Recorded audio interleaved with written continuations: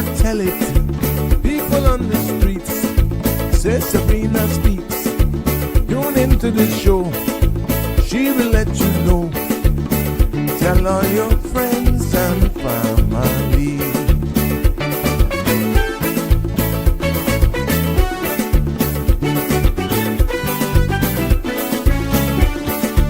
Real talk is no joke.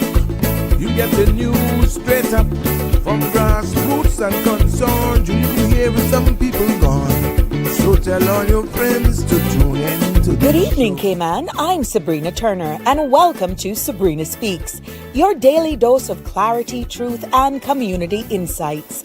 Every weekday from 5 to 6:30 p.m., we're tackling the issues that affect you, from national headlines to grassroots concerns. Whether you're in traffic or winding down your day, this is your chance to hear it straight and speak your truth. So buckle up, Cayman. We're not holding back. This is the show. We gotta let you know. Now we got to go.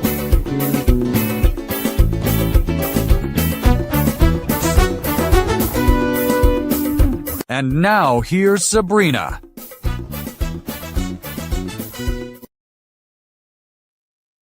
Well, what do you know? Good afternoon, good evening, good morning, near and far to all of you, to our Sabrina Speaks family. I am Sabrina, and welcome, one and all, to another episode of Sabrina Speaks, Voices of the Islands, Conversations for the World, and the podcast where voices rise, stories unfold, and inspiration takes center stage. Welcome. I see you all coming in. It's good to be back here with you as we wind down Tuesday. Don't know where you've been on the island today, but beautiful day. I was expecting it to be just a little bit warmer, but I'm really not complaining. Please don't misunderstand that. No, that does not actually represent exactly this top that I'm wearing. I just had a moment today. But yeah, it has been a wonderful day, and I'm hoping that all of you who are just about bolting out of work or going on or getting up to go on to your next shift, that you're giving thanks, definitely. But it's good to be back here with you for another informative, engaging, thought-provoking as well discussion this evening that you're all so welcome to be a part of at all times. But just for you guys who may have missed the flyer, what we're talking about, because I see that question popping up. What are you talking about? Tonight we're talking about something that I gotta be honest with you, many people whisper about, but a few, to be honest, dare to confront it publicly. Until today, I have a feeling that you guys are going to come out. And what I'm talking about is slum landlords right here in the Cayman Islands. That's what I'm talking about.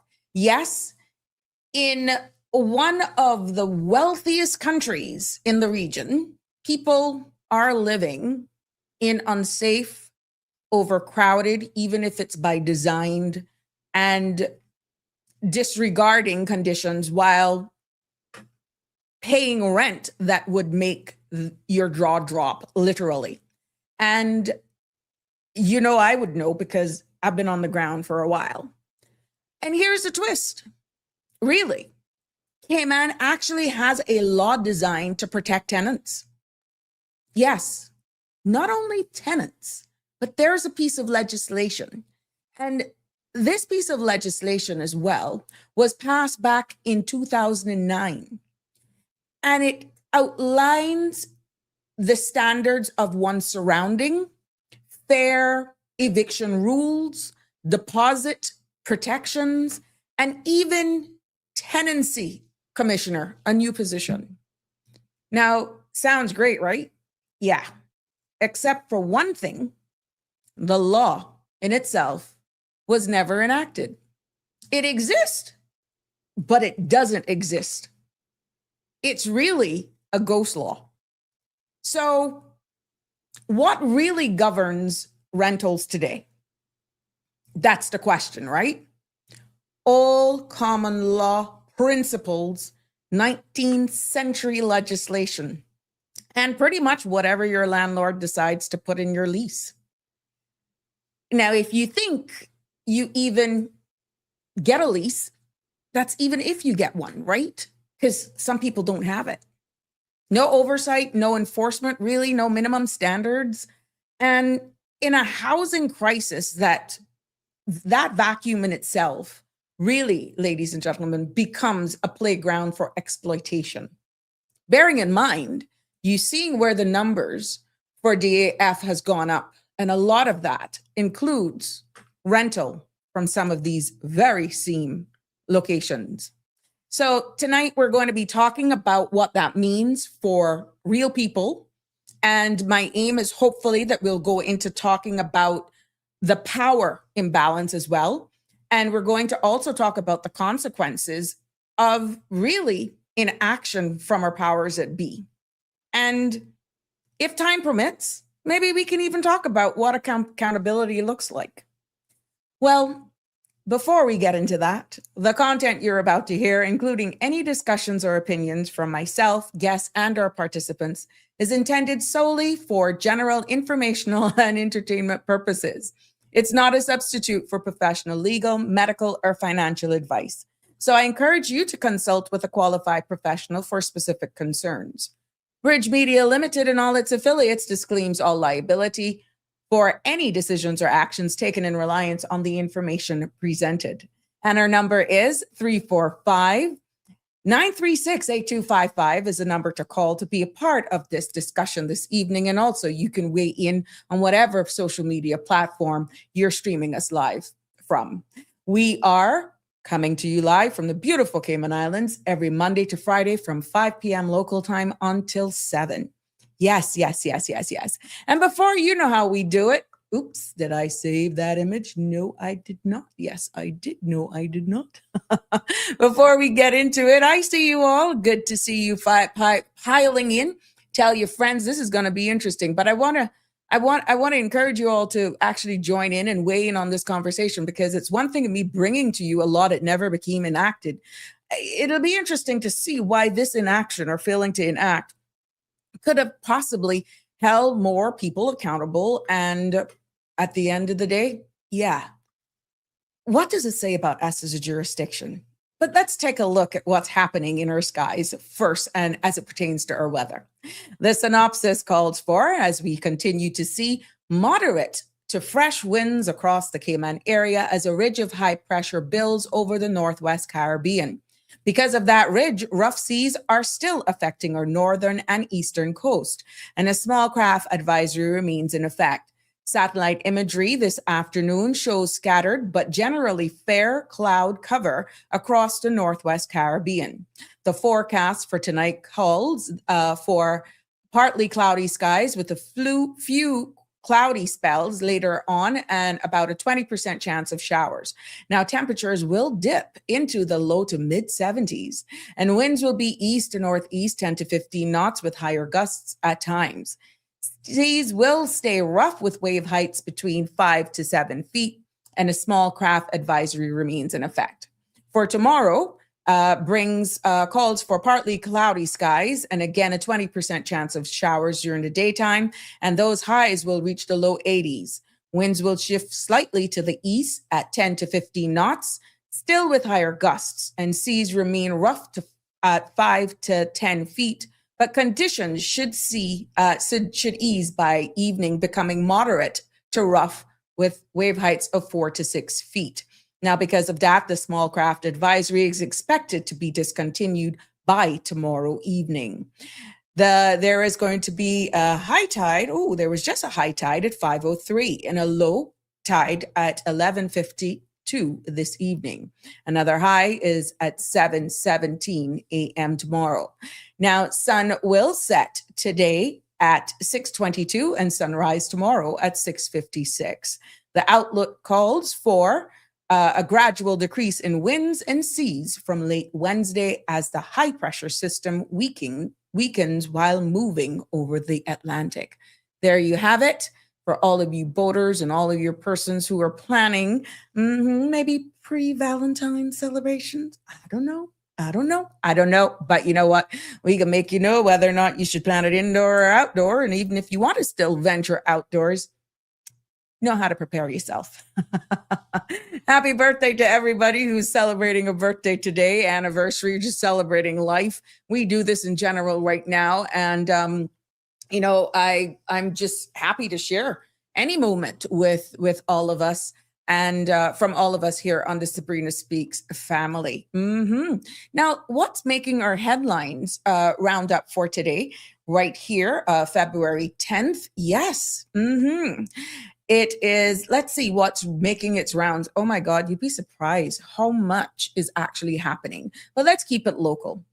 If you didn't know, the Utility Regulations and Competitions Office has unveiled a proposed new rate framework for electricity service on Cayman Brac.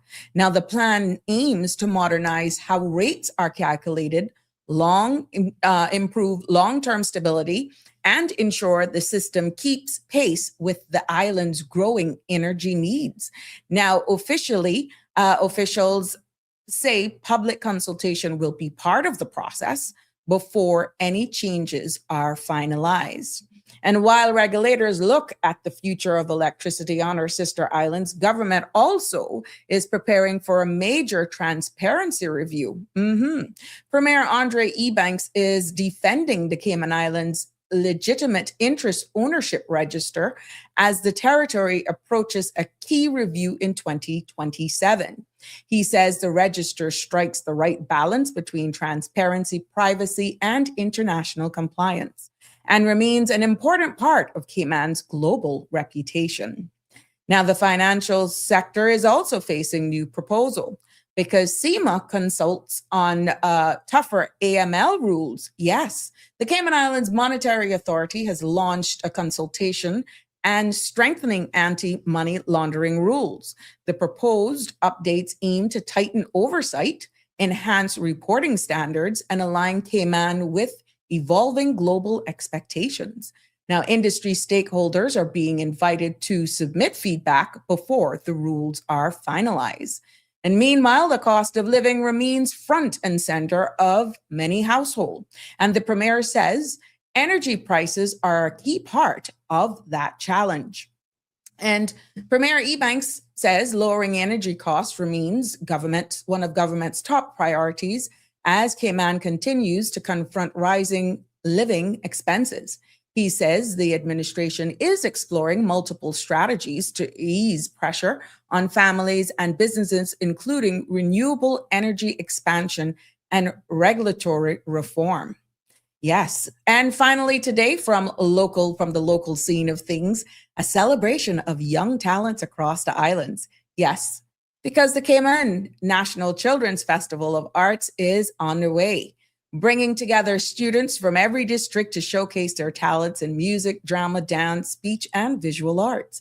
Performances and continue over the coming weeks, and families are encouraged to come out and support Cayman's young creatives. And I got a message today, thank you, from one of our supporters here. Congratulations goes out to the Lighthouse School this morning who performed at the Harkwell Theater, and they won gold. They sung One Love, One Heart. Oh, that was so sweet. Thank you for sharing that with us. Yes, yes, yes. Congratulations to all of our students and to all of the winners. You know, we keep it regional as well because guess what?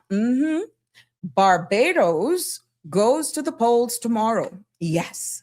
11th of February for their general elections, and voters across the island will choose their next government in what is expected to be a closely watched democratic exercise.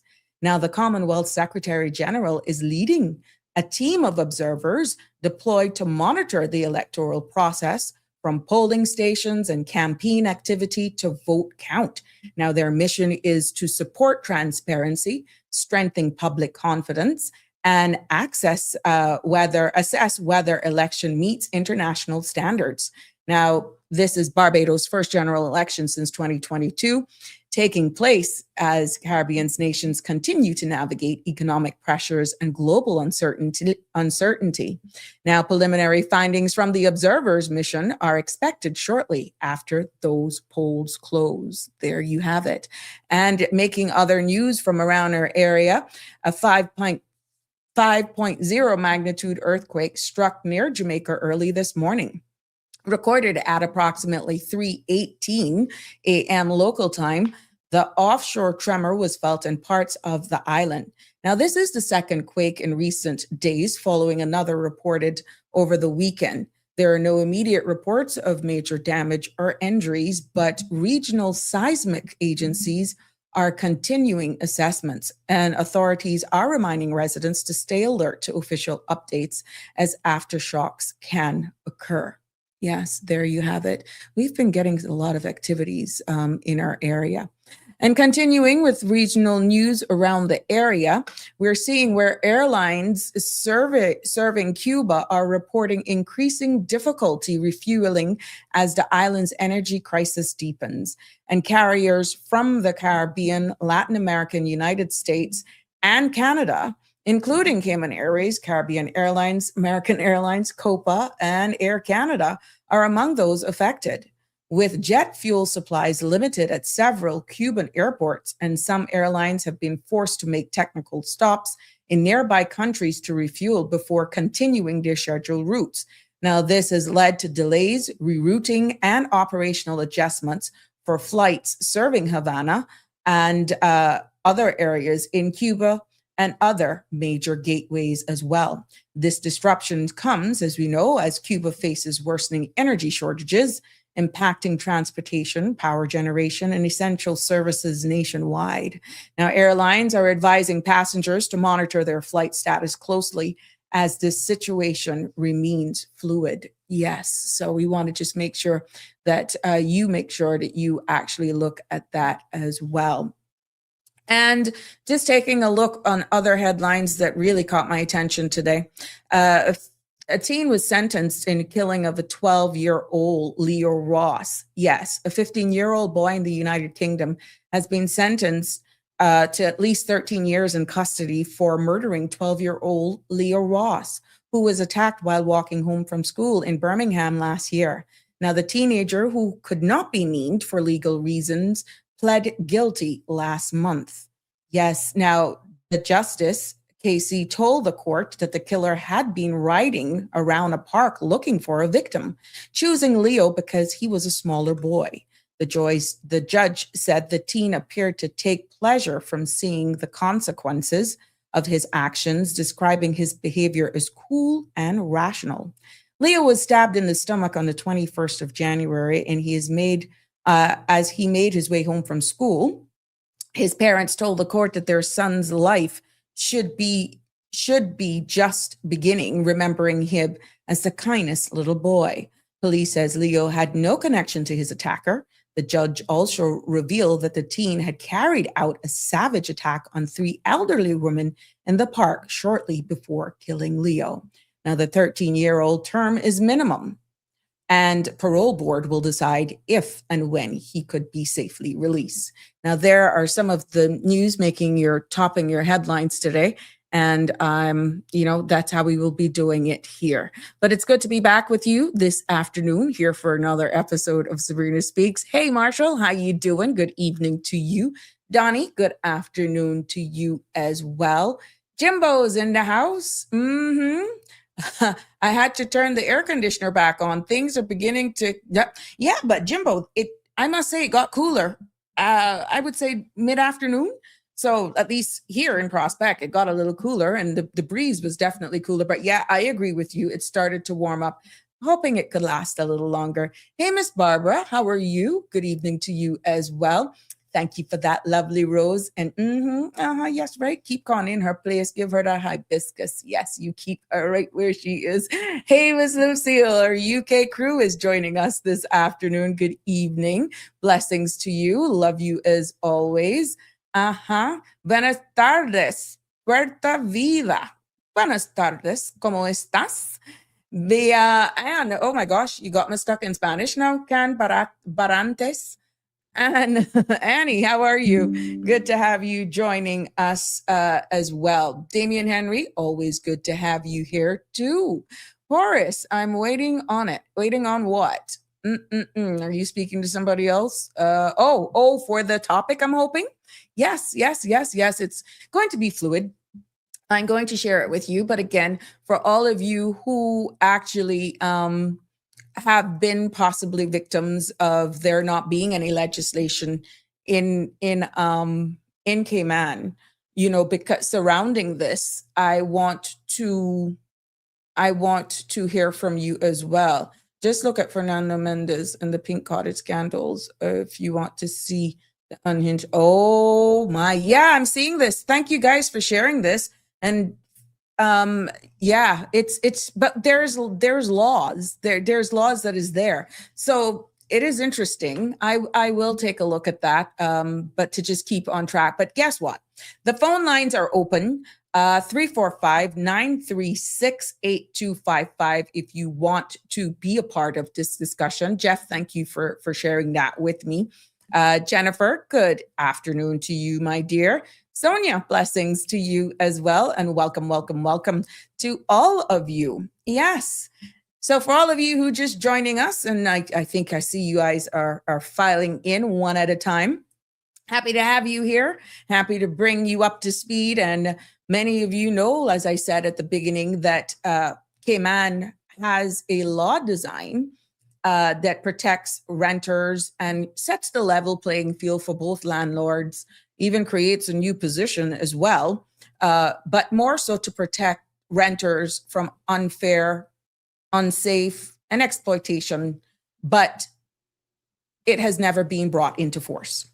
And I'm hoping that this episode will actually break it down, how modern tenancy law was passed in 2009, but unfortunately shelved indefinitely, and left thousands of persons who are renting exposed to this day to, some call them slum landlord behavior, with almost no legal recourse. Because from overcrowded rooms, be it by design or not, to withheld deposits, to unsafe living conditions that we have heard voiced here on this space, I'm hoping that this episode will ask the question Cayman has avoided for years. Who benefits then when a law exists on paper, but not in practice? Because that's exactly the environment that we have here in the Cayman Islands. And you, as our viewers, subscribers, listeners as well, you're invited to share your stories, be it you wanted to do it openly or anonymously with the WhatsApp, whatever. But we love to hear from you as we explore what accountability should look like in a country facing already a housing crisis, supply and demands, and we're trying to keep up with everybody else. So again, 345-936-8255 is the number to call to be a part of the conversation this evening. Yes. Now, let me just put it into context for you. And what I'm talking about, based on the caption of today's episode, is the law passed but never lived. And let me set the stage for you a little bit, because I went through this residency tenancy law of 2009, pretty much line by line for some time. You would have heard me actually made some mention of it on Friday last week with the open mic. But I really got an opportunity to go into it a little bit more. And because there were utterances, and you hear it all the time, that some of the places that even what government is paying funding for is squalor. It's squalor. And how can government be paying rent to some of these places that really begs to question the conditions that they're being kept, and that landlords are just collecting rent and they're not actually doing what they're supposed to do. But you understand why now. You understand why, right? Because it's open season. It's the wild, wild west when it comes to a legal framework and a law that governs how this practice actually happens. But it's not like you don't have a foundation. We do. Just that the foundation was never enacted. Now imagine a law carefully crafted, widely supported, and paused by our elected representatives. And that piece of law promised, or promises, because it's still there, fairness, safety, dignity for every tenant and landlord in our country. But imagine that law just sitting idle, never enacted, never enforced, never brought to life. This is the story of the Residential Tenancy Act, or Tenancy Law of 2009. And you can Google it yourself.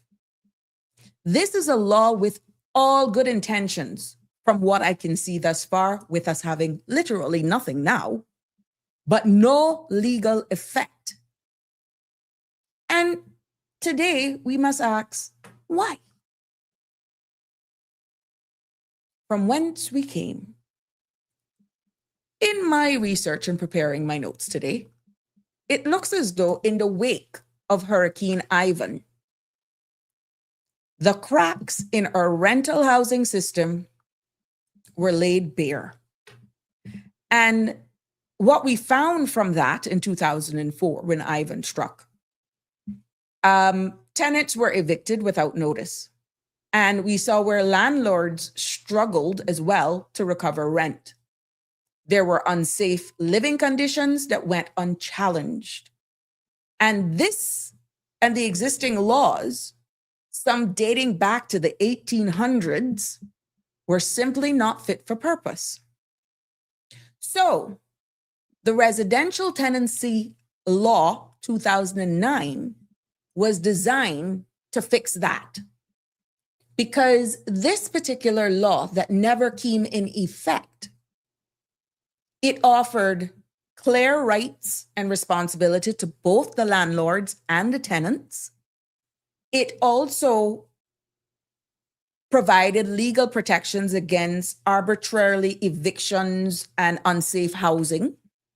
And it also provided a fair process of recovering possessions and rent, mediation and court oversight to resolve disputes should that ever happen. And it also provided a modern framework for registering even long-term leases. But it was a blueprint for more transparent, and at that time, like I said, a modern Cayman, knowing what we had went through post the hurricane. Now, despite being passed by the then Legislative Assembly, and now our Parliament being called today, the law was never brought into force. No commencement order, no implementation, no explanation. The silence has consequences. And we're seeing that now pretty much daily. So what we saw, I'll copy it in a second. What we saw is that this whole law, part of it, had some serious implications. And then it begs the question, what is the human cost of inaction? That is the bigger topic, because we see where people are actually suffering because of this not being enacted. Okay, I'm going to copy the link here and I'm going to post it. I see your request, Jimbo. Let's hope you guys can click on this and you should see it.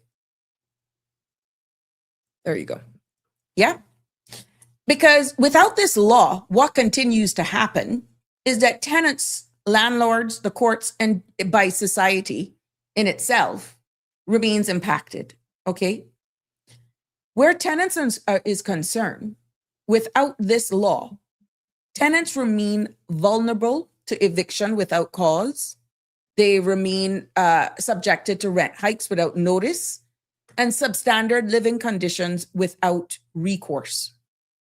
And where the landlord actually, without having this law, landlords face uncertainty relying on just outright outdated common law and legislations to recover rent or even possession. Like what I described, it's the wild, wild west. And then where the court is concerned, they too are left to interpret 19th century principles in the 21st century housing market.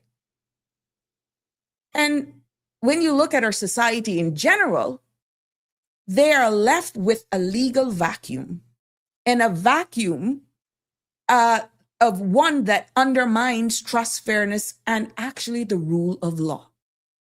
So when you put it all together, this is not just a legal issue at the end of the day. It's a social injustice issue. It's a governance issue. And really and truly, it's a missed opportunity to modernize our country, because we cannot say we haven't heard stories of persons who have fallen victims,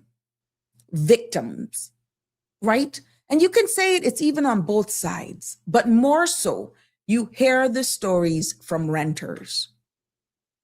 But the question we must ask, why was this law never, ever enacted?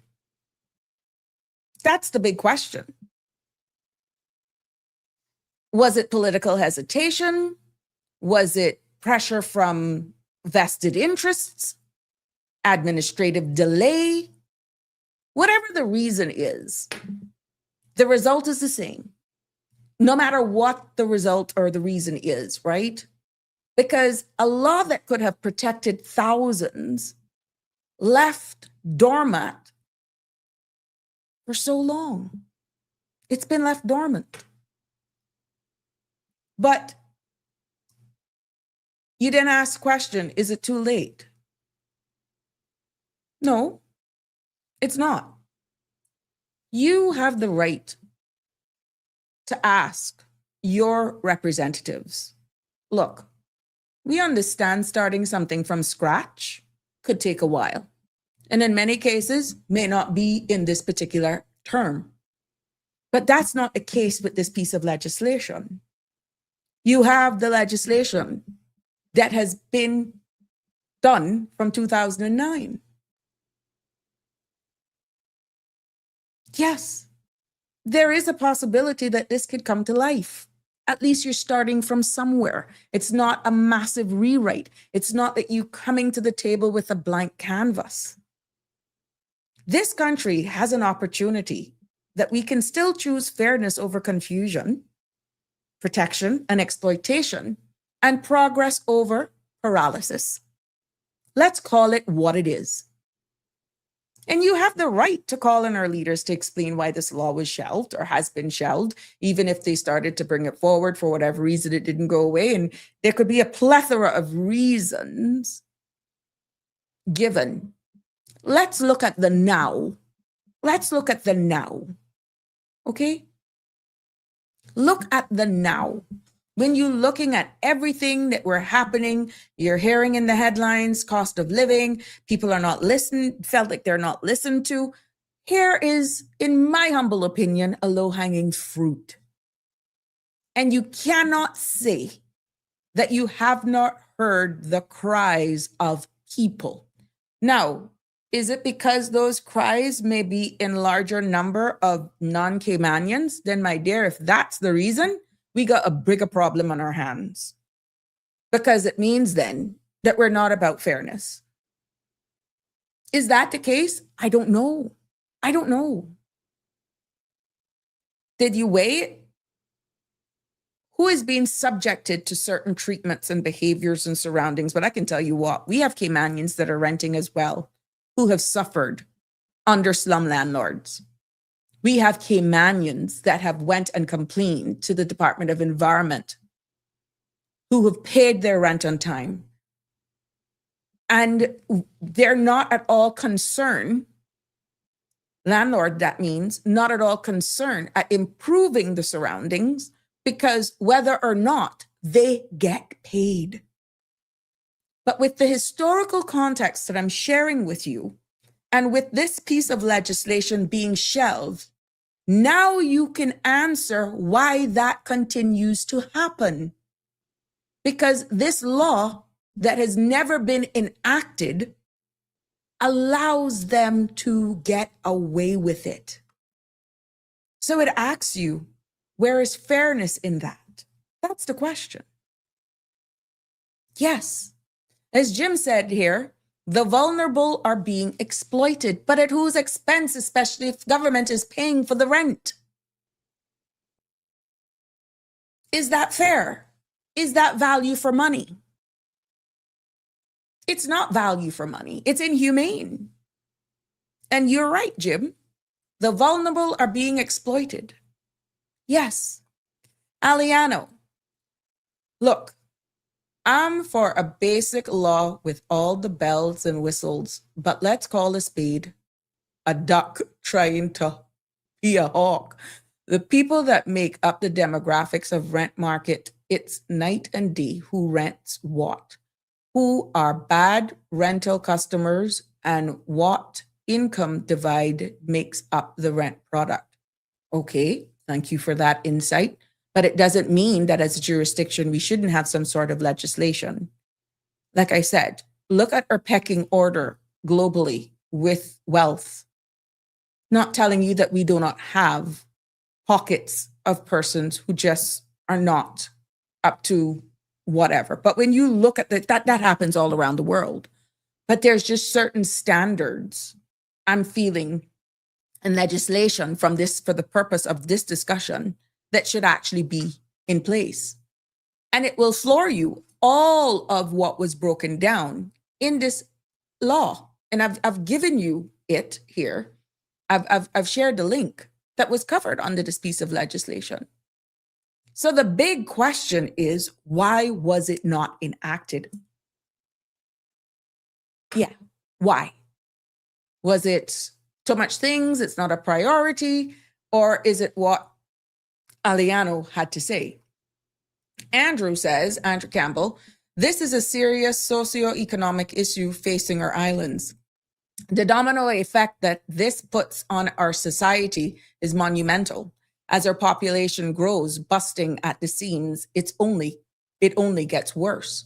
And this is why I applaud the minister for taking on that bill, that topic that we covered yesterday when it came to foreclosures. But look at how this one then ties into even modernizing, even though that's a bill, that's not yet a law. We have this one, residential tenancy law of 2009, that was actually passed, meaning it's already done. It at that time had already gone through the legal drafting, the amendments, the public consultation, was debated on the floor of the Legislative Assembly and passed. Obviously assented, I stand to be corrected, but never enacted. The question is why? Why? And when you look at the entire areas that it covers, part 1 to 3 of this law pretty much covers, and it applies to most residential tenancies with exceptions. There were exceptions in this, though, you know. And the exceptions were like hotels, employer-provided housing. Yes, there were some exceptions that did not come in that. Yes, Jim, I agree. You got to ask the gatekeepers. Thank you for posting that. It's a combination of both. It's a combination of both because the gatekeepers, the operational arm of our government, follows instructions, sir. They follow instructions. The gatekeepers with the pace, and it all depends on what instructions are given, then you keep at it. But what I'm saying, this shouldn't be anything that you're starting from scratch. It's already there, okay? And when we look at the sections, going back to the sections, it covers like how the law is applied and who it actually exempts in some cases. Maybe that is one of the things that they would have to look at, because whether or not it's a hotel or employer provided housing, it should be just certain standards that should be maintained. Nationally, there should be a standard. And then it actually covers tenancy agreements. Like, these tenancy agreements can be either written or oral, and it could be periodic or by term, and certain terms employed by law even as they're written down. And what we must look at then, where responsibilities, the rights and the responsibilities that were also covered in this law, is that it outlines that tenants under this law that was never enacted, please note, just in case you're just joining us, this residential tenancy law of 2009 is just a topic for discussion this evening, but the law is not in effect. It was never enacted. The big question is, why not? Okay.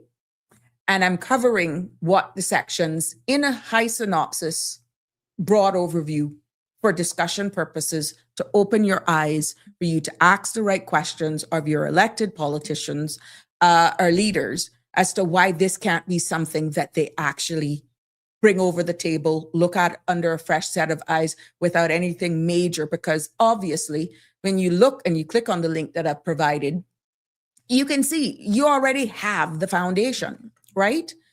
So under the rights and responsibilities as outlined in this law that was never enacted, it clearly outlines what tenants must do. And what tenants must do in this law is that they must pay rent on time, keep the property reasonably clean and undamaged, avoid illegal use or nuisance or being a nuisance, and tenants are responsible to get the landlord's consent before making any alterations or subletting, subleasing. And tenants' responsibility as well under this section, be responsible for guests' behavior, and also should their guests damage their place. Okay? It also looks and covers in broad. I'm not going line by line. I can't. We would need at least 2 days. In this law and in this part as well about responsibility, it also covers and outlines that the landlord must provide a property fit for human habitation, meaning clean, safe, with working utilities. That the landlord must maintain structure, sanitation, and essential services. That the landlord must comply with health and safety laws, and that the landlord must reimburse tenants for emergency repairs if the landlord fails to act. Yes, that is a section that is covered in this law. And also, when it comes to access and privacy, it also says that landlords must also give notice, usually 24 to 48 hours, before entering, except in an emergency. And covered under access and privacy as well, that the landlord's entry without consent or court order is unlawful. And it also under privacy and access, it also outlines that tenants can't unreasonably refuse lawful entry once the steps are followed. Good evening, caller. You're live on Sabrina Speaks. What's on your mind? Welcome to the show. Thank you. I have a question. Go ahead. In this law, now, I have a rental. I am a landlord. I am an impeccable landlord. I give all the bells and whistles. Beautiful apartment. And I rent it only for $1,500 a month. Mm-hmm. And it's one of the nicer apartments on island. Mm-hmm. And I put a lot of money into it, not once, not twice, but several times. Mm-hmm. Now, if somebody chooses, this is the question that I'm kind of like torn on. If someone chooses not to run the central AC, Mm-hmm. Their choice. Windows are left open, then it starts affecting any type of metals, chrome, Mm-hmm. that type of thing in the unit. Mm-hmm. Fixtures, it damages furniture. You can get mold. You can get mildew. You can ruin, material like sofas, bedding, all that kind of stuff. Is this the responsibility of the landlord? It would be, unless you have it clearly defined as to what ventilation means in your terms and conditions of your agreement, your rental agreement. This is where you're in the wild, wild west and operating. You have to protect yourself. That is mutually agreed as the landlord and the tenant of what your terms and definition means when it comes to ventilations and opening of windows. Well, I honestly thought I had covered all bases except for putting, the apartment cannot go any higher than 80 degrees. Let's just put an 80-degree mark on there. I that did not go in there because for 30 years I have rented an apartment. Right. I've never had an issue with a tenant before that can clearly afford to run the AC, but just chooses not to save money. And you may actually have to look at the terms and conditions that's baked into your contract, and that may be based on there not being any enacted regulations like this. That's a simple.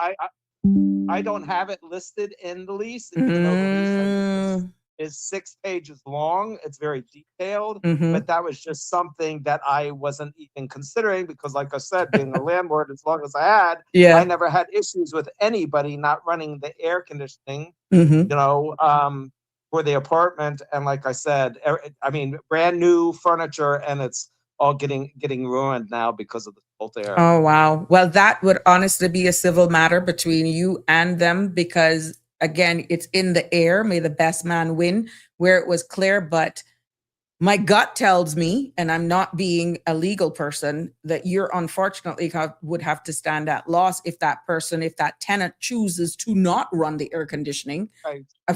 That unfortunately you would have to bear that loss.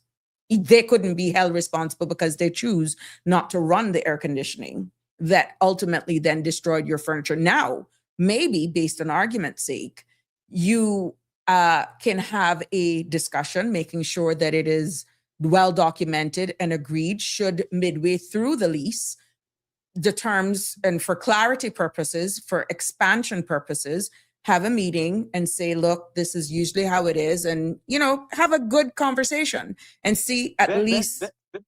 Been there, done that. I even went online. I got all the information of how short it takes for things to start deteriorating, almost even a week. Right. All it takes is a week for the salt air to start affecting fixtures like chrome. Yeah. And it's already damaged the fixtures in the apartment. That's going to have to be replaced. And like I said, I had put so much money into this apartment prior to this individual moving in. And now it's almost like I'm going to have to strip it and start all over again when they move out. Yeah, because of their choice to not use the air conditioning, which has multiple reasons. Well, Jimbo, I'm so sorry. And I like I said, I went online. I went to AI. I went to Google, and I did all the research, and page after page after page. And I presented all of that to him to let him know what he's doing to an apartment that doesn't even belong to him. And I thought he would have a little bit more respect as a tenant because I have been such a decent landlord, not only to him, but everybody who has lived in that apartment. Well, again, it goes to may the best man win, but obviously you have made certain efforts to actually justify why. And if there's a deposit, that could be considered damage. So maybe they don't give crap. Well, he said that it's considered under the terms of normal wear and tear. Well, to me, that's not normal wear and tear. No, because you have evidence where you prove that based on our soil content and wherever this location is, that it actually does a number, and you have provided evidence that can support that. So Right. at the end of the day, watch it carefully, but remember, you still have the deposit that may only just begin to scratch the surface of what it's That's replacing all. of everything. Can you imagine? Exactly. Mm-hmm. Exactly. Yes. It's going to Mm-hmm. cost thousands of dollars. Yeah. I see where Andrew is asking, does the rental contract stipulate that the tenant must utilize the central air conditioning at all times and kept at a specific setting? The contract is the mandate. And Andrew, I think the caller explained that. Yeah. Oh, no, that's something I didn't think I had to. Being in the Caribbean, as hot as it is, that somebody would have common Mm-hmm. courtesy, having that opportunity just to leave it at 80, 82 degrees, just so the humidity and the moisture does not build up in there. Yeah. And like I said, because the mold and mildew, am I Mm-hmm. going to be responsible for his health if there ends up being mold and mildew in there? But you see, that is where you have proof that you've done your research to justify. And God forbid if one was to come back and says, you didn't address the mole issue that was actually agitated by their actions, which you had previously warned, had multiple, and you have proof to prove it, then it becomes a civil matter. And it's, oh gosh, because you may actually have to get crafty with how that person leaves. Yeah. To avoid any further damage. There are always ways. The good thing on your side is that you have no law. Right. It's sad. It is sad, but if you're trying to be reasonable, you can demonstrate where you have provided all sorts of evidence that can justify what you're saying, and they choose to go otherwise because it's not baked into your lease, then Jim, it's a no-brainer what you got to do. Yes. Okay. Thank you. You're welcome. Yes, Andrew. So I hope that was actually explained to you. Plain and straight, isn't the tenant responsible to do or not to do anything that causes damage to the apartment or its contents?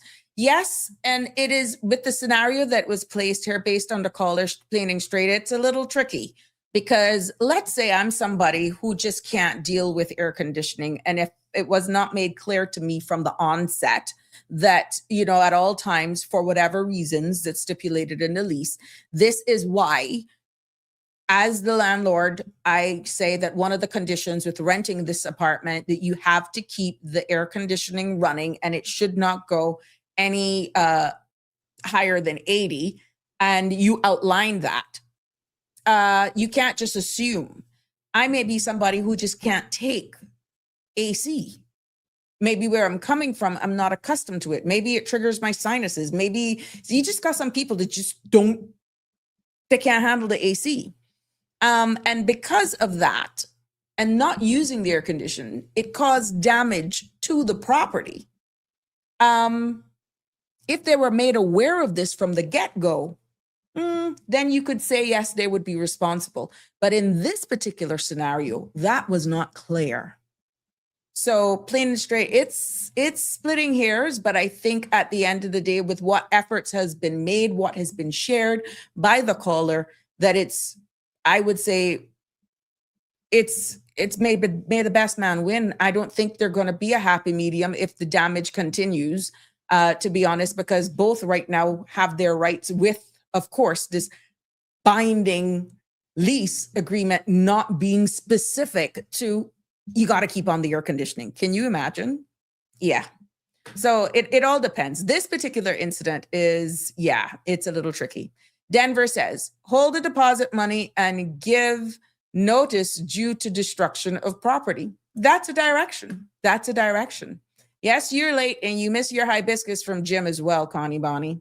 But it'll be interesting how this all plays out. But Jimbo, like I said, read the room, and based on what rent and for the replacement with the cost of fixtures and all that sort of stuff. Now that's not even going to scratch the surface for you, but to avoid further deterioration and destruction of your property, because you are able to demonstrate and prove that where this apartment is, it's best to just keep the air conditioning running.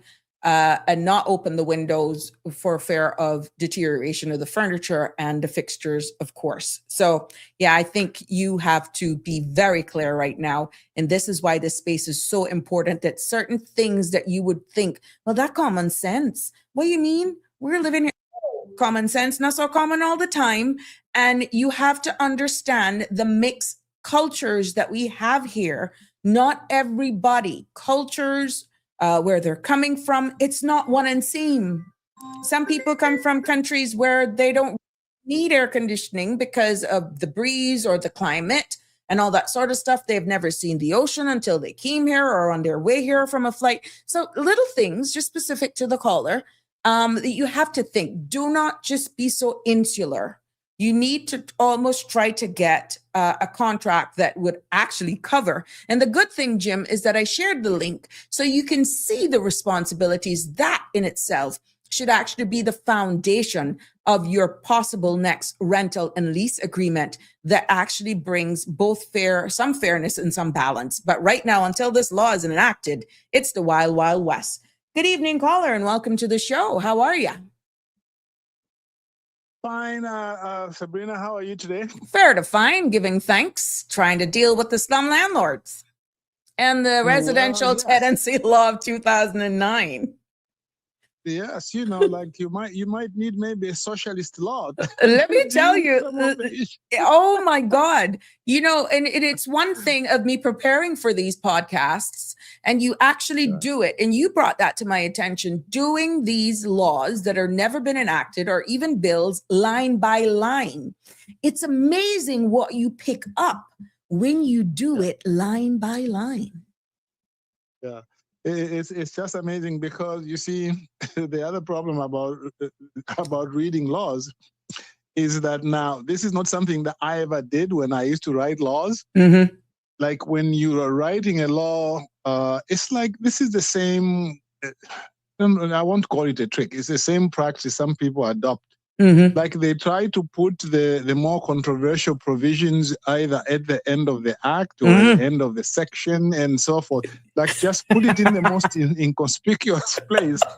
I caught that a couple times here. And I was like, okay, why didn't it mention here? Because it would make more sense. It's relative. And then you see a subsection 6 and then it's 7. But no, you didn't need to create an 8 or a 7. That could have been in 5. But you're like, okay, I see why it's a different subsection. Okay. Yeah, so it's one of those, but I never did it myself, but I know that it does happen out there. Yeah. About your previous caller, I'm sorry that he's having to go through that problem because, as you have rightly pointed out, the deposit will just scratch the surface because that seems like it might require some general repainting, rescaling, this and that, and so on. But nothing much really to add other than what you've said, because the best thing is always to put in an express provision to say that the temperature shall remain at a certain number, a certain temperature. I recall when I first came to Cayman, the lease that I had, I think it specifically said that, but this was like a lease being managed by one of the big real estate companies, so their contract had it there. But one of the things that this is just a line of inquiry, because under the general law, whether or not you have a lease, there are certain implied duties of the landlord and the tenant. The most obvious one, the landlord, the tenant pays the rent and you receive the rent. And then there is a general duty for the tenant to take reasonable care of the apartment. Things such as to keep it clean and so forth. I mean, if certain things become stained in the apartment, you don't need a provision to say that the person should clean it. Of course, they should clean it. They should take care of it in such a way that it does not degrade beyond what is absolutely necessary. I mean, if I keep opening a door handle, at some point the metal there and so forth will will in some way become so old and so much wear and tear, it won't work very well. If I'm walking on the carpet, on the floor, and this and that, that is normal wear and tear. But what is being described here, that's not normal wear and tear because it is preventable. So one way in which it could be viewed is that by failing to use the AC, the person basically is not taking good care of the apartment in the circumstances. Now, you spoke about some people who might come to a place and they don't know like how the weather there works. But in this case, that's not even an issue because he has given notice to the person. Okay. Yeah, but that was The long reason that after they realized that they weren't using. And of course, if one is going to Exactly, yeah. challenge it, it's not your typical person. They're going to say, well, it just does not say that I have to keep on the air conditioning because to save your place. And they just pretty much say, that's normal wear and tear. In this law, Section 36 clearly outlines tenants' responsibilities as I saw.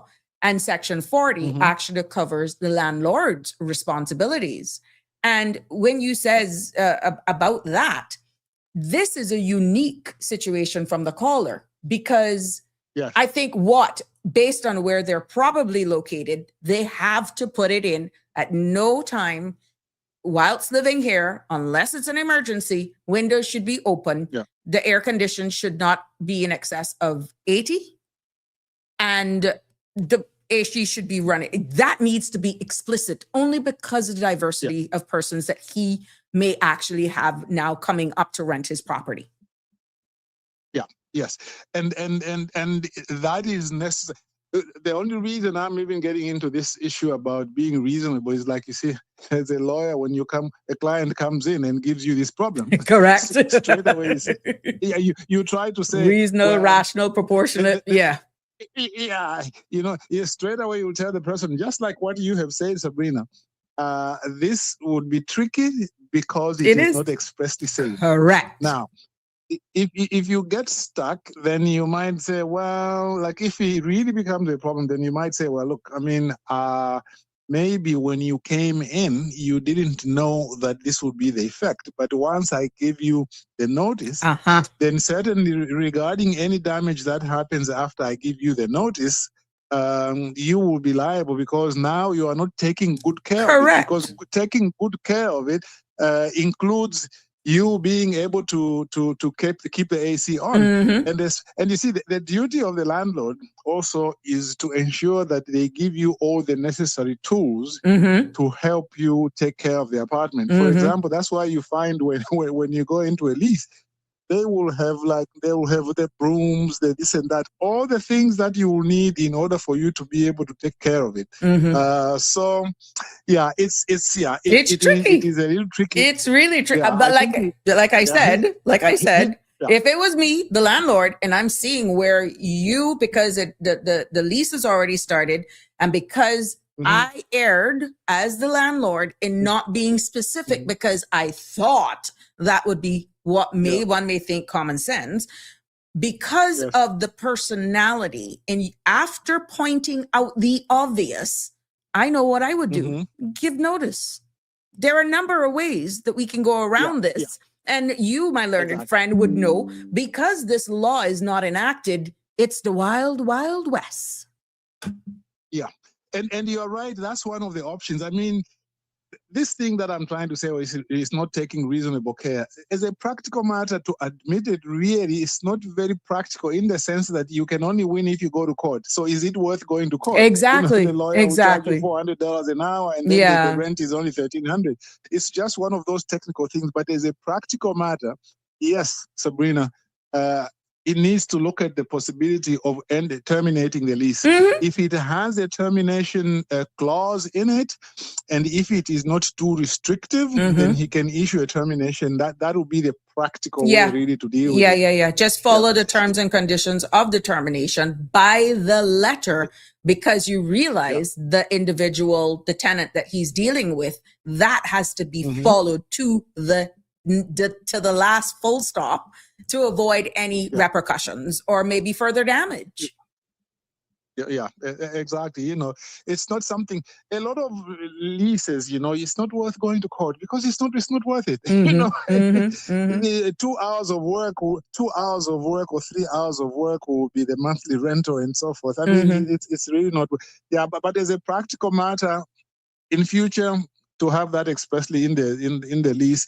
For now, as a practical matter, just to give him notice that, well, I'm giving you notice to terminate, unless there's no termination clause, or unless the termination clause is too restrictive. Okay, there are certain things which are restrictive, like But anyway, those will be the lines of inquiry. In fact, while you were talking, I went back to the current Landlord and Tenant Act in Cayman. This is the one which is going to be repealed, right, when the Residential Tenants Act when that one took effect. What year? Which one? The tenant. Landlord and Tenant? Yeah. Let me see when it was enacted. It's really, really old. Because, exactly. Yeah, it's really old because it was first enacted in 1964. There we go. 1964. And when you read it, Sabrina, you will see that it was done a long time ago, because it has got these like one. I'm looking at section 2 here. It's got 1, 2, 3, 4, 5, about 15 lines, one sentence going on for 15 lines. Wow. And then you've got the remedy for the landlord for fraudulent removal of goods, section 3. That one has got about 17 lines and so on. But anyway, it just shows you it was done a long time ago, and the way it's done. You see, normally when you do a Landlord and Tenant Act, you normally have a part to say these are the automatic duties of the landlord, unless the lease says otherwise. And then you go to the next heading, it says these are the duties of the tenant, unless you say otherwise. Oh, this one, sir, there may be, not to disrupt you, it says at the residential, this is at the beginning of this residential tenancy law of 2009, just making sure we keep it straight, even though it was not enacted. A law to reform the law relating to residential tenancy to define the rights and obligations of landlords and tenants of residential premises, to provide for a commissioner to mandate disputes arising between landlords and tenants, to repeal the Landlord and Tenancy Law of 1988 revision for incidental and connected purposes. So this one was steered directly to protect both persons and to create a new position. Exactly. And that 1998 was just a revision. 88, yeah. The original enactment was 1964. Oh God! So that revision was so that was merely meant, to add some amendments. But really, this has to be done. It's very interesting. I was looking at the 2009 law, the same residential tenancies. You know who was speaker at that time? It was the Honorable Edna Moyle. Yes, and yes. That just tells you how long ago it was. Because that was passed. It's a lady who yes, it was passed in the Legislative Assembly on the 19th of March, 2009 by the then Speaker Edna Moyle was Speaker then. Edna Moyle, who I had the privilege to meet her when she was Speaker. Very, very great lady. May her soul rest in peace. But let me. Yesterday I was listening to the chat that you were having about the Registered Land Act, which is related to this. It's very, very interesting because of the questions you are asked. Yeah, the bill, yes. Yeah, the bill, yes. You see, some of the questions you are asking today about the Residential Tenancies Act might be asked also about the Registered Land Bill, in the sense that why has it taken a long time? Why has it taken such a long time for the Registered Land Bill to come out when really this issue relating to mortgages has been going on for a long time? I first got involved in it in 2018 when the Honorable Kenneth Bryan was in the backbench, and he really was pushing this hard, and I was part of a team that he had put together to look at it. And at that time, it was suggested. He suggested actually that there should be a committee of parliament which should be put together, and that once they should finish their work in 6 months and so forth. But somehow he was not able to push it forward because he didn't get the sort of support that he needed. So, I mean, when you look at the number of people who have lost their homes, I remember those cases which came out in the paper. A guy really with kids, and he was trying to hold on to his house. They sold it, and a few months later, they sold it for 3 or 4 times The amount. The amount. And I mean, and somehow government was just really sitting around. And I remember Steve McField as well was pushing this very hard. He was part of the team, by the way, which Kenneth Bryan put together, and he kept referring to what is called the Consumer Credit Act in the UK, which allows people, particularly when you are, and you touched on this yesterday, particularly when the house is a primary residence, it's not an investment property. There's greater protection there. But anyway, it's good that it's been done now. Unfortunately, it is kind of late, but let's see. Better late what than they are going never, to do. because this one that Better we're late than speaking never. about, the residential tenancy law, is definitely something that there's an appetite for in our society, and it speaks volumes of our jurisdiction should legislations like this, and you named out a few that are just shelved right there now, that now is the time that we should actually unearth some of these legislation that a lot of work has already gone into, that it would be relevant today. And as we continue to modernize as a jurisdiction, we're looking at, being one of the jurisdictions to lead the charge and so much other things that could actually, and we see where we're busting at the seams, where supply and demand for housing. Why not bring this up now? Because if we continue to label ourselves leading the charge in infrastructure of, let's say, connective, with internet to attract the financial services, we're seeing where, whether or not we like it or not, that you and I had the public discussion supported by a lot of our viewers, admit that even with this immigration reform, we are going to see our population continue to grow, and it will not possibly settle for what? Maybe another 10 years, if not longer. I stand to be corrected with that timeline. So why not do something like this? Because we're going to have our very own persons renting. Yes. And you see, all over the world, there is this demand. There has been this demand for a long time to deal with the issue of landlord and tenants, because generally speaking, the landlord is always in a stronger position than a tenant. Okay, the landlord owns the property, and when you balance it, when you look at the two, usually the person who is renting is the person who is the weaker person economically. Yes, there was So even in the UK, they had a rent act going back to 1972. Okay, where they created certain obligations of like default obligations of the landlord and the tenant, and also they protected the rate of increase of rent. In places, even in some places in Canada today, when you want to get rid of a tenant, in certain circumstances, you can only do so if you want to use it yourself. You know, in other words, there is a lot of need to protect, especially the tenants, but also the landlords, because I mean they invest in the property, and they need to get something from their investment. But really, Cayman is behind on this issue of landlord and tenant. In some places in Canada, as you know, you can't have a provision in a lease which prohibits pets. You can't. You cannot. You cannot, yeah. You know, so now this is because animal rights groups, push and so forth and so forth, yeah.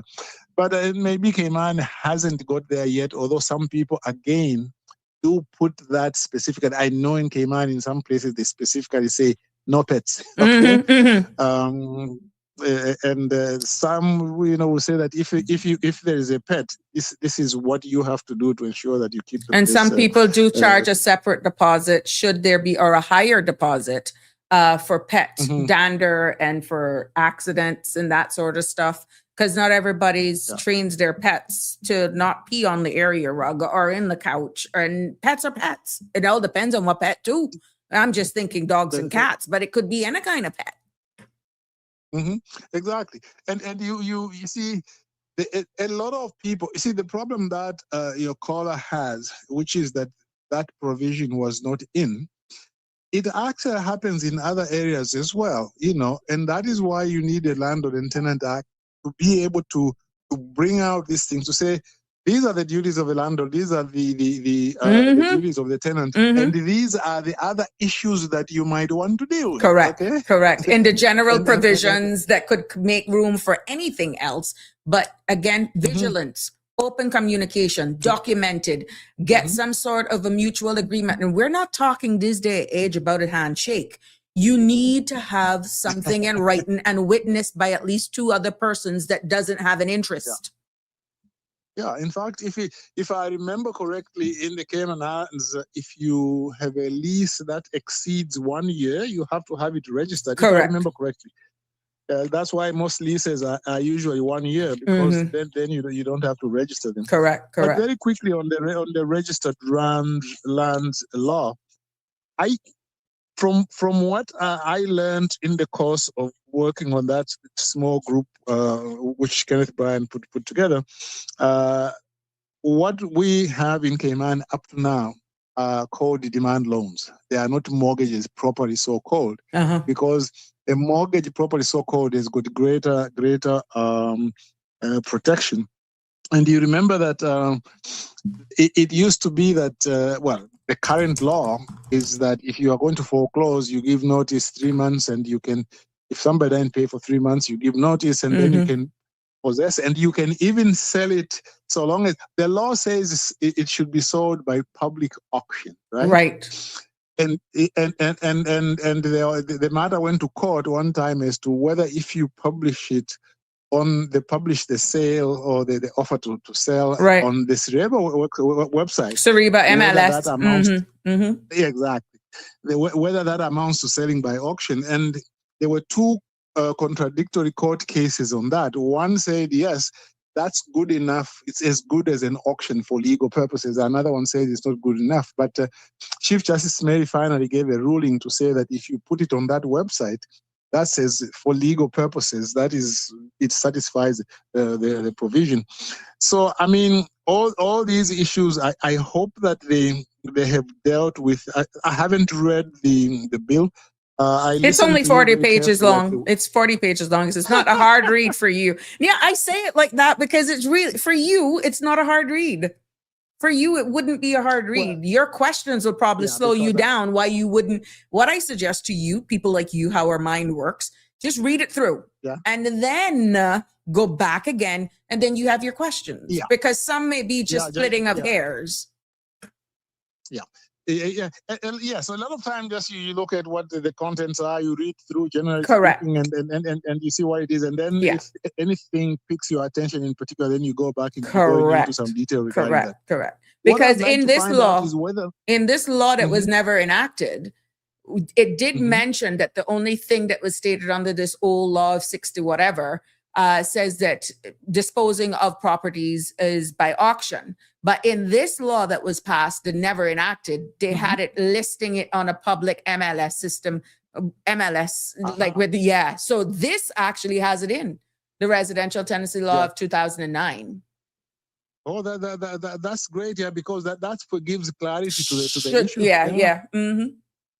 It does. Well, it's, I was listening to you yesterday talk about the obligations of the bank, how they have been expanded to ensure that before they loan you money to buy a house, that you understand things. You remember what happened with Freddie Mac and the Fannie Mae in the US? That came to mind. Funny enough, it did come to mind, but I didn't go into that because that would be 2 shows. Well, because that, considering what you covered yesterday, I don't see how you would have a time even to get into that, because a lot of people were buying these homes Yeah. and not really being told that, frankly, we don't think you can afford this because it had so many tough conditions. Mm-hmm. But they were happy to just sign the document and get into the home. Mm-hmm. And as soon as there were a few little problems, they couldn't hold on to these homes. Correct. And yet, if at the top, if they had enough advice, they would have been told, look, this is not worth you getting into it. And so it's good to see that this law is dealing with this. Let me tell you one case which I read about a long time ago in Australia, relating to the duties of the banks. You know the way the banks, you come in, they give you the standard contract and you sign it. And when it goes wrong, then they tell you, oh, but you should have read this. You can't do this and so on. We're taking the house. There was this couple, there were some immigrants in Australia. I think they were Greeks. You know, they didn't speak English very well. And then they had a son who was born in Australia. Mm-hmm. And he needed to borrow money. And then he made them sign some documents.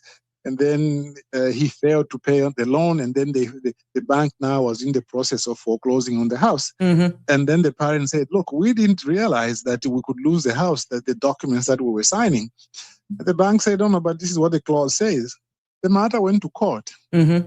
And the court was able to say, look, as a bank, what you have done is unconscionable. Because when you knew that your clients didn't understand English very well, Mm-hmm. and they were signing this document, you should have sat down to explain to them what the effect of the document is. Mm-hmm. So it's unconscionable now for you to foreclose on them. And it was like a leading case in Australia because it made banks after that become more careful before they foreclose. So the good thing about this law is now it is taking this matter out of, at least this part, out of the case law and putting it in an actual legislation so that all banks are aware that this is the way this is supposed to be done. Mm-hmm. But I mean, I would love to read the registered land law a little bit more. Yeah, I suggest you do because see. public consultation is there. I'm quite sure this probably will not be the last time it's discussed here. And like I was clearly yesterday just delivering exactly what the bill is saying.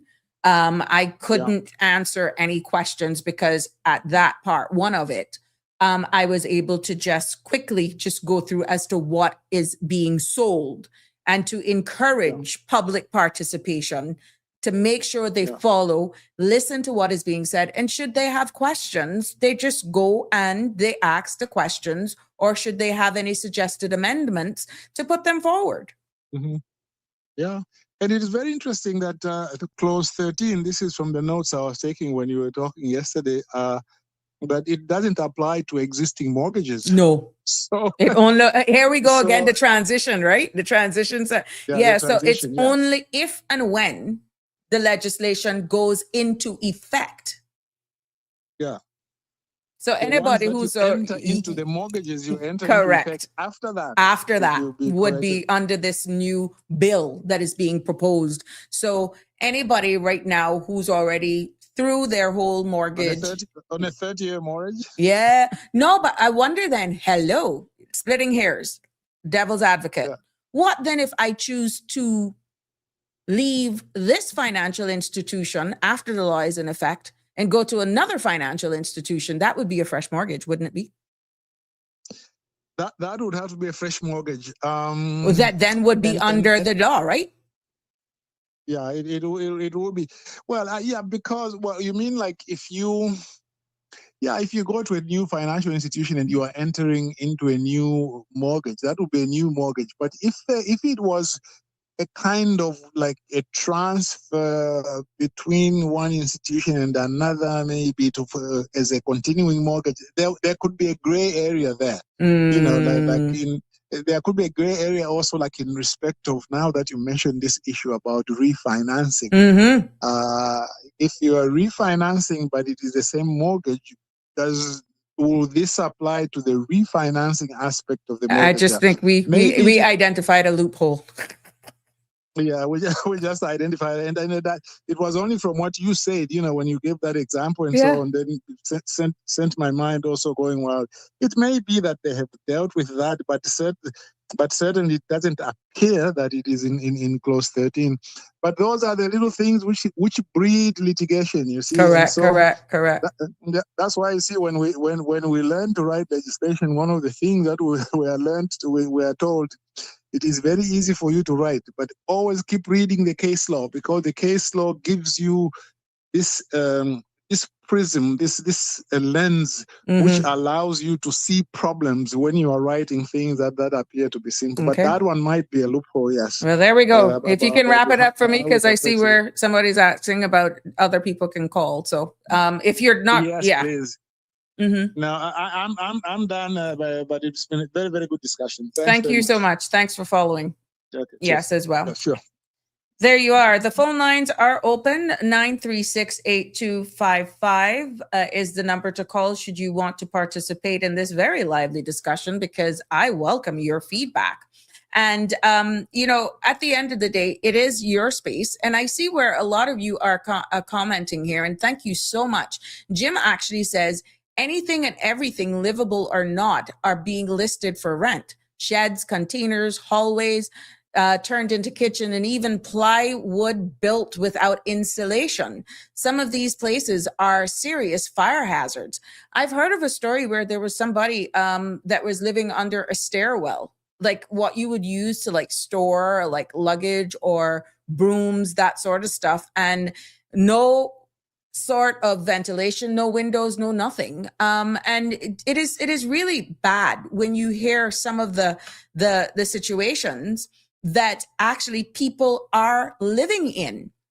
But before that caller call, I was getting into when entry is allowed by a landlord. And again, at any point in time, should persons want to call 345-936-8255 to weigh in and be a part of this discussion, the phone lines are open at this time.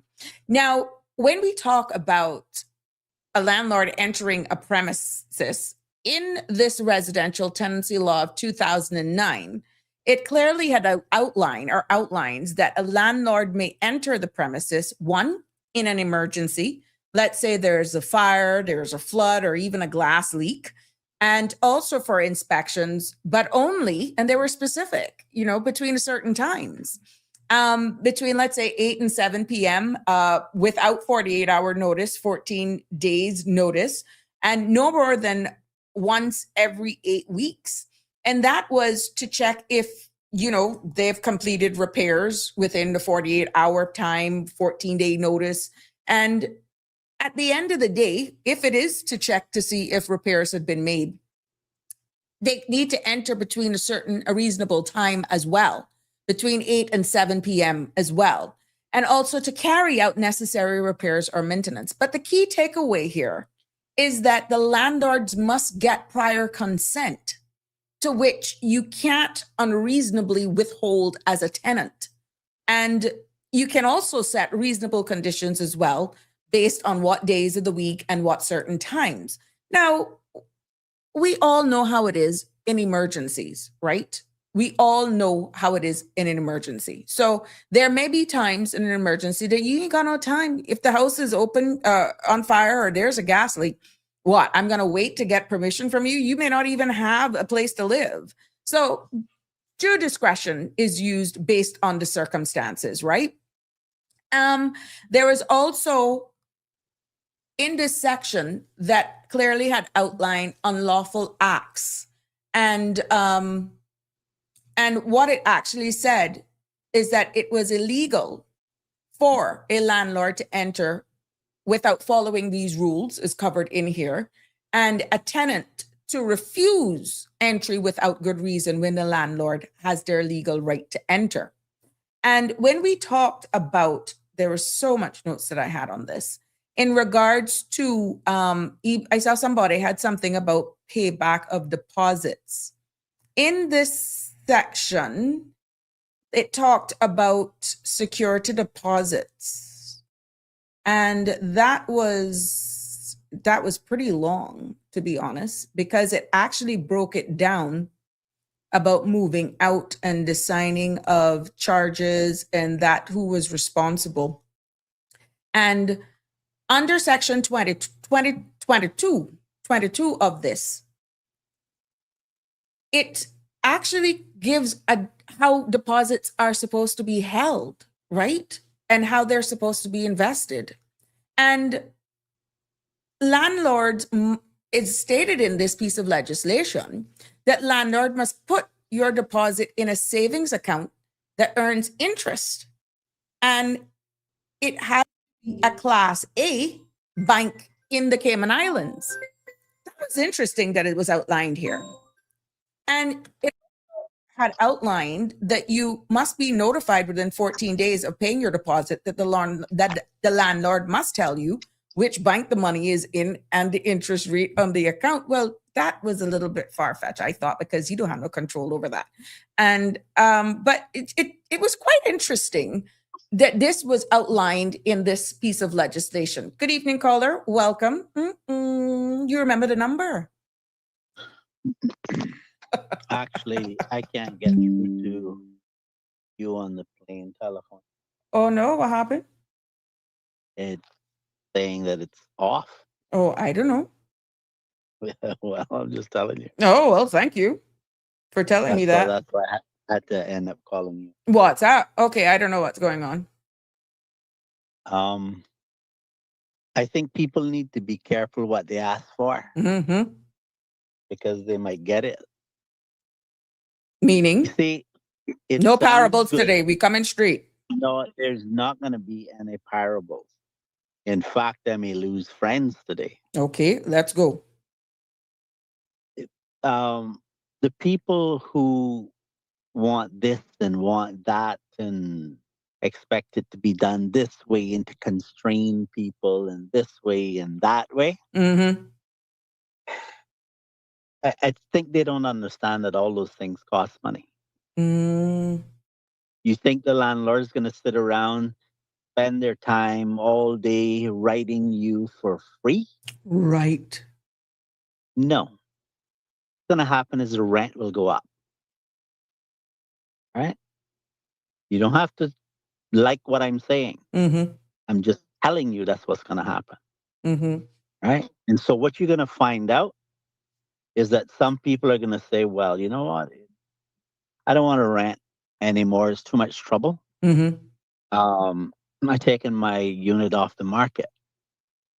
All of a sudden now the remainder of units on the market is having people clamoring for a place to stay and willing to pay more Mm-hmm. Mm-hmm. Mm-hmm. because they need a place. That's caused the rent to go up. You see, it might sound simple to say, oh, you can't unreasonably withhold consent from the person. What does the legislation say happens after that? Consent for what? To go inside the place? Hold on, let me get back to that section. You have it pull up? No, I'm on the road. Oh, okay. See, that your phone, my regular line coming in. I don't know Okay. how going in. I Well- don't know. There was some problems, so to be honest. Hold on, let me try to get there. But go ahead, talking when I get there. You see, it might sound simple to say that you must request permission because I know that some people are having problems. Yes, entering the home. Mm-hmm. And then it might sound simple to say, well, it can't be unreasonably withheld. Right. But those types of provisions don't consider people who are unreasonable. And so what happens when the tenant says, no, I'm not allowing you to come in at all? Now, but is that right though? Is that right though? To be honest. No, I am being honest. I am being very honest there. The law can say you can't be unreasonably withheld. Mm-hmm. But at what point do you overcome this disagreement?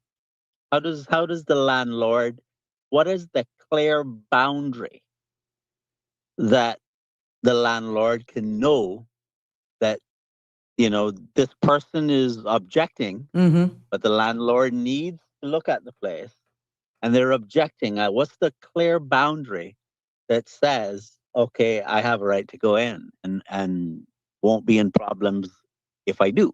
Mm-hmm. Because let me put it to you this way. You know how there's a saying that says that Jesus says to turn the other cheek? Mm-hmm. Well, there are people who believe that if someone was to attack you, Mm-hmm. you should turn the other cheek. But when the person retaliates, Mm-hmm. their response is, but he didn't say what to do after that. Ah. And what I'm asking you is, what happens when the tenant says no? How does the landlord know? I don't mean believe that Conflict he's right. resolute. Yeah. Mm-hmm. How do you resolve a client, a How do you tenant? know you're right? Yeah. Well, I Right? think if Because you have the basic of all the rules from the get-go and you discuss that no, from when you're interviewing your tenant. No. We're talking about you've prescribed something in law, Yes. okay? And you say it can't be withheld, but 2 weeks later the person is still thinking about it. They're not telling you no. They're still They're thinking telling whether or you, not to say yes or no. yeah. But would you not deem that unreasonable? You always Yes. calling it Yes, about but reasonable, fair, yes, but proportionate, based on circumstances. yes. But that's just my opinion. The tenant may take it that the landlord is being excessive. Mm-hmm. So how do I know when I can enter the place? Mm. You Interesting. see, the problem with being prescriptive Yeah. is that it could take you down a road where everything is controlled, right? And Ah, I'm not sure that's what you want. correct. Here's another problem: the decency of the place. Mm-hmm. According to who? Ah. And what if the person who's making the decision has a standard that, I don't know, maybe rests somewhere up in the stars? Yeah, yeah. But then does that mean then separate from this independent act And law and that and, we need a and can I? national standards? No. What you need, let me tell you what you need. Because you see, a lot of people think that the government is the solution to everything. This is the problem that we have, generally speaking, in Cayman. Let me tell you what I do. If I go to a supermarket and the fruits are always spoiled, Mm-hmm. do you think I buy them? No. No, I go somewhere else. You get it? You get the hint. Mm-hmm. Mm-hmm. Mm-hmm. You don't rent a place that you think is not up to your standard. You go get another place. But if you're going to say that everybody has to live at this Standard. certain standard, you have to understand that there are some people who don't make much money. So they can't have marble countertops.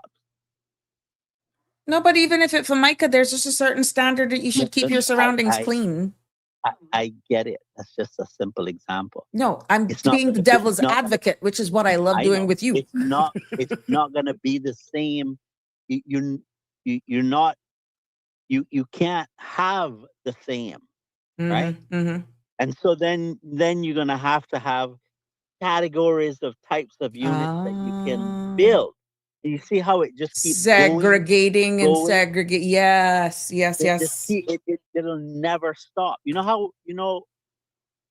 how ridiculous it's going to get. It's going to get so ridiculous that you'll have to have your lawyer contact my lawyer in order to talk about the apartment. Jesus. This won't be no different than the bill that's in circulation now that you have to make sure everything is explained before pen hit the paper. Okay. What about pets in the place. Mm-hmm. Just as an example. Yeah. Okay, so let's say the law requires you to allow pets.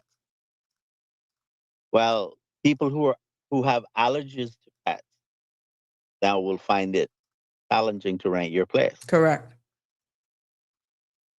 See how you see how each thing has a consequence. Consequence. Because you would have one side and then you have the other side and then you have the middle. Okay, so what I'm saying to you is this. To look at what's happening in New York with how they have control of rent. What usually happens is if the and there are some people in Cayman who want there to be control on how much you can charge for a place. Mm-hmm. Okay. If you see that happen, what is going to happen is that the rents are going to skyrocket, just like how you see them in New York. Mm-hmm. Because what they're going to do is they're going to price out of the market the people who they feel are problematic. And then that creates another problem. Because the higher class people can afford a lawyer to review the To contract. justify it, yeah. But that leaves the average man out. If the average man can't afford what an executive can afford, you have to understand that things are going to be different. And that doesn't mean dirty and disgusting and not working. That doesn't mean that. But it cannot be the same materials for construction as an upper class unit. Mm-hmm. Because everything costs money. Yep. And you see what I think was it Jim talking about leaving the windows open? Yeah. All right. That's not just a problem in Cayman. That's a big problem in Florida too, because Florida is very humid, just like Cayman. Right? And so you might think it's natural, but it's still destroying your unit. Mm-hmm. Okay. Well, if you can't regulate, if you don't have the freedom to regulate how you want someone to treat your place, Mm-hmm. what if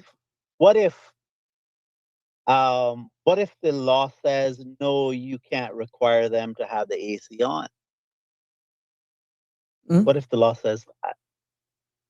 And people don't want to have the AC on, Mm-hmm.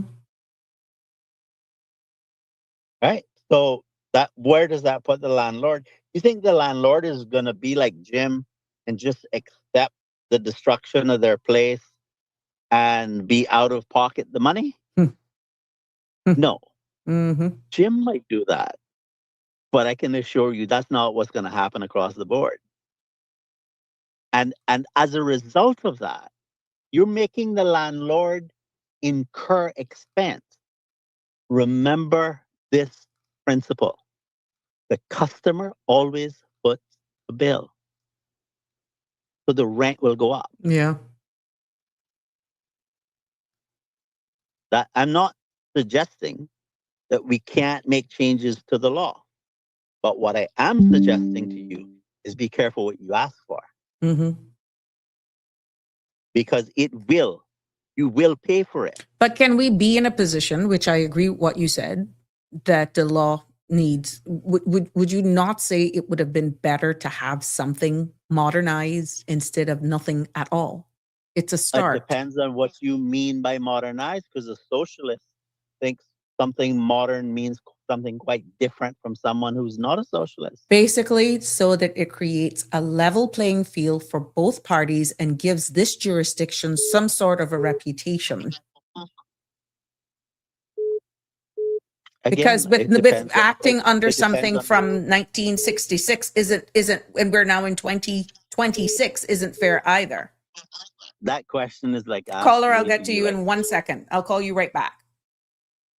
That the problem there is that what you're asking is too vague, because it depends on what is being asked. So each issue has to be considered separately. I If you agree say with to you, me, Denny, but at if the you end of the say- day, if we you cannot continue going down this path. It's the same thing with the EID. At some point, which a total different, oh God, I didn't go there. Take it back. Right, let me take that back. What I'm saying is, this is not perfect, but something is better than nothing, because right now it's the That- wild, wild west out there. It is not the wild, wild west. It's not. You can, if I go into Foster's supermarket and there's something wrong with the product they're selling, Mm-hmm. Foster's is not forcing me to stay in their store and buy their product. And You what go I'm saying someplace to you, else. You go someplace that's else. right. Yeah. That's right. We're not held hostage. Mm-hmm. This is what freedom means. This is what it means. You're free to go and get a different apartment.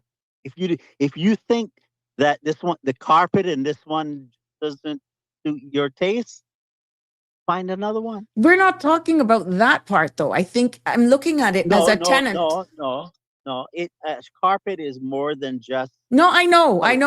Look. But what we're looking at is for those unscrupulous landlords who just take, and know that it's below standards, the conditions for the product that they're actually. Whoa!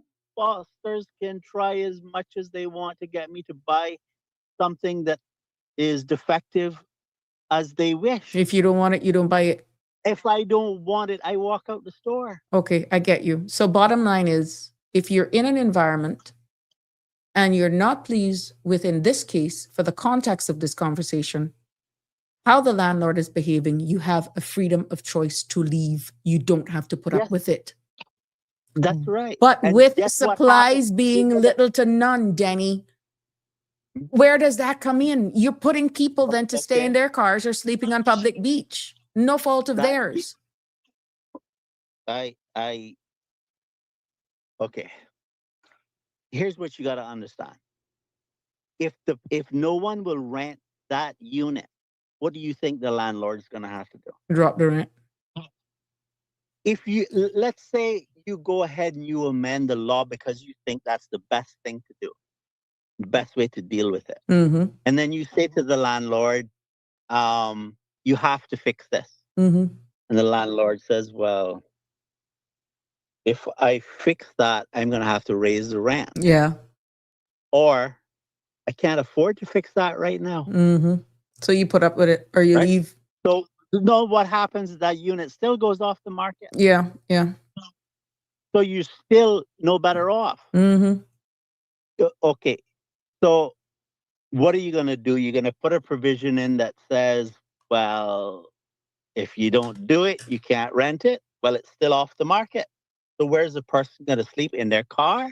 What's going to happen in that situation is that there will be opportunities for developers to build other apartments. Mm-hmm. And then the person who refuses to fix their place will just get left behind. Gotcha. I think what I think will actually happen is they'll fix it. Mm-hmm. Okay. That's what I think will happen. Because remember, they need money too, right? Correct. But you see, if your mentality is that I can't take care of this myself, the government has to take care of it. Then the government has to come up with all of these rules that gets excessively bureaucratic. We'll wrap it up there. I got a call back for me. All right. But I appreciate your call. Good to hear you. All right. Bye. All right, cool. There we go. What are your take on this? What are your take on this? I'm going to call back a caller. I hope I get this person back. I don't know what was happening with Danny there, but I'm actually getting straight calls. So I don't know if it was where he was at, but let's see if we can take this caller. It is 6:49. You're in tune to Sabrina Speaks right here on CMRTV.com. Hi, good evening. Yes, you're almost missed it. 10 minutes to go. Yeah, I know. How you doing? I can. 10 minutes to go. Wow. Okay, the timing is off a bit. Yeah, no, you I'm turn down good. your TV or whatever it is, because you're going to be competing with that, because it is a Okay. slight delay. So if you can turn that off and just talk to me, then it Yeah. works. Right. All right. Calling from both sides of the fence. I I have a 3-bedroom, 2-bath house Mm-hmm. that I have up for rent. Okay. Mm-hmm. I have people coming insisting that, well, the house is too big for me. It's just me and my wife. So I want to bring in 4 friends to share the rent. Mm-hmm. Mm-hmm. That's not a tenant yard, Mm-hmm. and and it's not set up for that. Mm-hmm. If you want to pay the same rent for a 1-bedroom, I think that's best you do that. Mm-hmm. And that, Oh, wow. but So this they're is what telling is you the happening. terms and conditions to, Oh yeah. yeah, the Mm-hmm. subletting is thing. And I've heard of Mm-hmm. stories where there is a community right now where there actually is a shift system. They share Correct. beds. They share I beds. know about it. Yeah. So that's my side.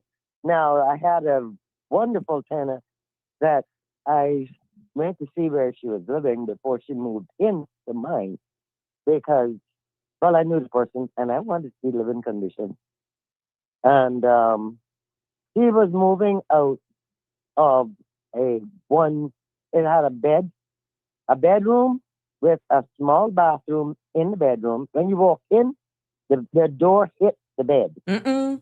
And the only thing after that, when you walk through this bedroom slash bathroom, there was a kitchen in the back that you step down, a little add-on kitchen. Not even a dining table, no living room, nothing.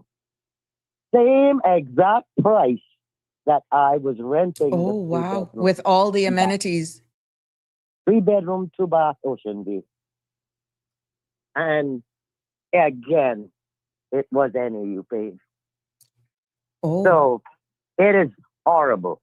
I do not understand why they're not doing home visits before they rent these places. well, there's really nothing in law right now, and I see Danny's side that actually requires them to do that. But this is the people's money that NAU is paying, and what are the standards? Again, it all depends on from what perspective you're looking at it from.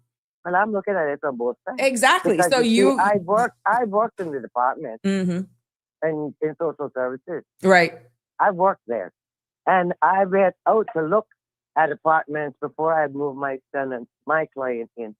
And many times it was so disgusting. I'm so sweetheart. So you got to find somewhere else. Mm-hmm. Because you can't put your people in places like this. But we have people that are not used to anything else. And that's why all the garbage is happening. It's a norm. Because there It's a is norm for no- them. Mm-hmm. Yes, correct. There is no standard, Mm-hmm. and it can't happen in my yard. Mm-hmm. But I'm seeing it all the time Mm-hmm. because I'm getting the ones trying to push it into my yard, not in this yard. Sorry. Mm-hmm. You got parking for 2 cars and that's it. And no loud music and garbage. But that is what is out there. Oh, wow. I see where Denver says a community of all imported poverty have been doing that for years without tenants even knowing. And what we're seeing is that the same thing is happening with certain parts of the UK as well. They're saying that, yeah, with all of these influx of migrants is what they're saying, that certain neighborhoods that used to be reasonable, upstanding, middle class, well kept, that you're seeing a decline in it because of the persons that are now taking over some of these neighborhoods, which is aligning to exactly what we're actually saying here. What is our standard as Caymanians, what we're accustomed to is you and I wouldn't share a bed. We wouldn't go to what you understand, because of exactly where we coming from. And this is why I had to put one out because the place was so nasty. There was weevils under the cabinet. Mm-hmm. I had to put that person out. And he actually came back by after I have a really nice Mm-hmm. young lady.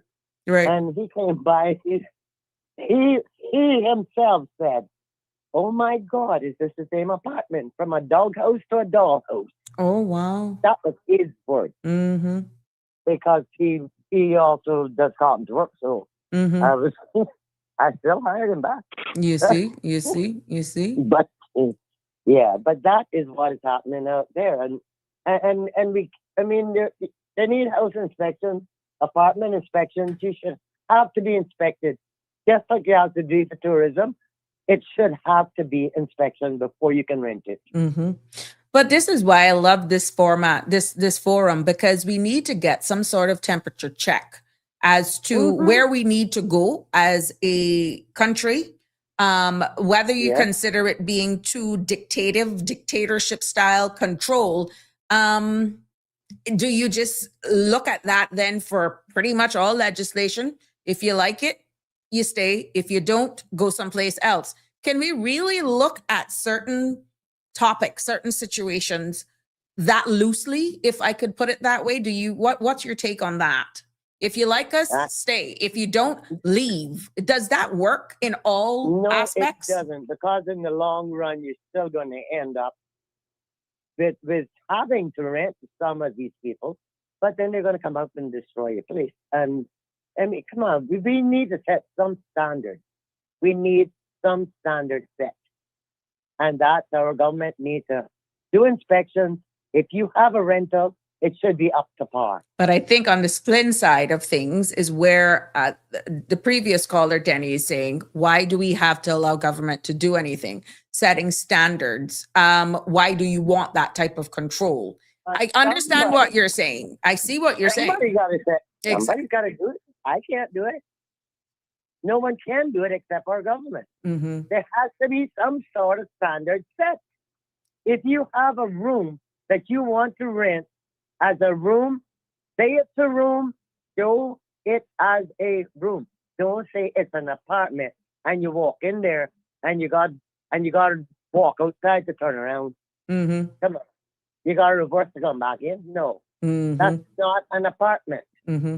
Mm-hmm. That's like this apartment, a king size bed, a kitchenette, no living room, no nothing, and a lady with 2 kids. Mm-hmm. Come on, man. Mm-hmm.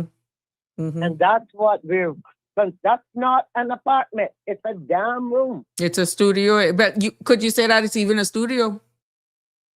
What name is good? That my studio got a little dining table and everything. Which is why I threw it at the previous caller. It says, do you think then we need a national standards of even the basic instead of just leaving it there arbitrarily? And then this is where public discussions, persons like yourself are actually in the business, and invite the common person from the based on the income. And this is not segregate. This is just having the real talk. Have everybody from all corners of our island sit in on this to have some sort of happy medium, because you can't just have it with everyone, for example, on the 7 Mile corridor, or let's say Cayman, and you don't have a representation from Prospect. You don't have a representation, let's say, from Central. You don't have a representation from Windsor Park, because these are places where people will rent. Have it all represented and come to a happy medium to make one national standard. Exactly. You see what I'm saying? Exactly. But we cannot continue as we are. We cannot, because the whole damn island will be a slum zone. They're bringing in people. They have nowhere to stay. They're not paying them enough to rent a decent place. So that's what the whole darn problem is. I don't know, but I tell you what, it can't continue like this. Yeah. Because it's disgusting. You know, I had a teacher wanted to rent a 2-bedroom with 2 kids, a teenage boy and a little girl. No, I'm sorry, but you should have, and a teacher, for God's sake, you should have a bedroom for a little girl and a bedroom for a boy. You should not be allowed to put the 2 sexes in one room. Yeah, but unfortunately, I get what you're saying in the perfect world, but it goes back to what we are having come here to work. That's a norm. That's a norm in certain areas until you get adults and you can move out on your own. That's a whole different conversation. You see what I'm saying? Molestations and all the rest of it. And you know, And I said that, and well, if he was to ever do something like that, I would kill him. I say, yeah, well, it still wouldn't bring back your daughters. Yeah. Your daughters. The file. Yeah. That it'll be too late. Yeah. Denny are asking some questions like, how much will these inspections cost? Like, how quickly would inspections be done? I know it's food for thought. And how often will inspections be required? All of those things. And I honestly agree with Jim that this topic needs more than one show because of where we're going with it. Yeah. And it is, we're still talking, for the record, just let me reel people in, that this is the law that was never enacted because there was no commencement order. Okay. So it's not to tell you that it is not worth looking into, no matter where you come from on the fence with this. But I'm getting from what you're saying, Miss Barbara, we can't continue like this. No, we can't. We cannot. And that, like I said, my biggest fear is the child neglect, the child abuse, the molestation, and all the rest of it that's going on. Yeah. Let me tell you.